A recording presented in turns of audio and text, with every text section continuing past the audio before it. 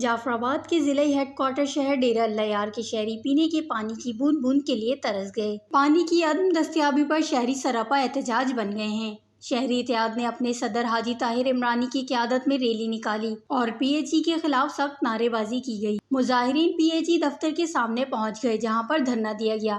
اس موقع پر حاجی طاہر عمرانی اور دیگر مظاہرین نے کہا کہ ڈیرہ اللہ یار شہر کا پانی گزشتہ کئی ماہ سے بند ہے۔ شہری پانی خرید کر پینے پر مجبور ہیں۔ محکمہ پی ایچ ای نے تالابوں کی صفائی تک نہیں کی ہے۔ شہریوں کو محکمہ پی ایچ ای کی جانب سے جو پانی فراہم کیا جا رہا ہے وہ مضر صحت اور حرام ہے۔